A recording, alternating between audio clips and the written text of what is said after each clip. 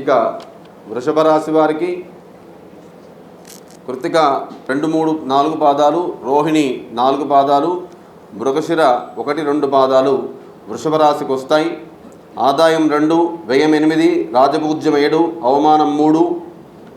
ఈ రాశి వారికి గురుగ్రహం సంవత్సరారంభం నుంచి మే వరకు ద్వాదశ స్థానంలోనూ తర్వాత జన్మస్థానంలోనూ ఉన్నాడు కాబట్టి వీరికి తప్పకుండా బృహస్పతి అనుగ్రహం లేకపోవడం వల్ల రాజకోపము, కీర్తిహాని, ఉద్యోగ విరోధము, ఆటంకాలు ఏర్పడతాయి. బుద్ధి భ్రంశము, భాగ్యహాని, భయం కలుగుతుంది.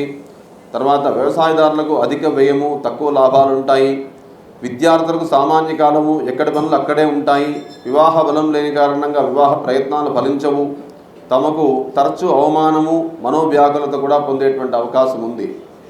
ఈ దశమస్థానంలో శని సంచారం వల్ల మనోవ్యాకులత పెరిగి దుఃఖము, పరితాపము, ఉద్యోగస్తులకు ఇబ్బందులు, తలచినటువంటి కార్యములందు విఘ్నములు, శత్రుభయములు, ఆర్థిక ఇబ్బందులు, అవమానం ఉంటుంది. రాహుగ్రహము ఈ రాశి వారికి సంవత్సరాంతం వరకు కూడా ఏకాదశ స్థానంలో ఉండడం వల్ల, సువర్ణమూర్తిగా ఉండడం వల్ల 11వ స్థానంలో రాహు సమయానుకూలంగా మంచి క్షీరాన్నయుక్త సుభోజనము, ఆవులు, గుర్రములు ఎనుగునటువంటి జంతువుల వల్ల లాభము, వస్త్రాదులు పొందడం వలన పుష్పమాలికాది లాభం కూడా కలుగుతున్నాయి.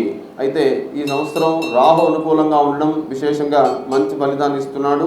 పంచమ స్థానంలో ఉన్నటువంటి కేతు వల్ల కూడా సకాలముందు భోజనం లేకుండా ఉండడము, పుత్రులతో విరోధము, మనస్తాపములు, అనుకూలము లేకుండా ఉంది.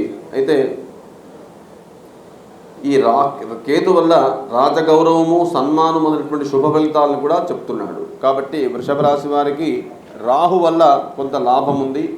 మిగతా ముఖ్యమైనటువంటి గ్రహాలైనటువంటి శని, గురువుల వల్ల కొంత లాభం తక్కువ ఉంది. కాబట్టి భగవత్ సేవ, నిత్య పూజ, భగవన్నామ స్మరణ వల్ల వారికి మంచి జరిగేటువంటి అవకాశం ఉంటుంది.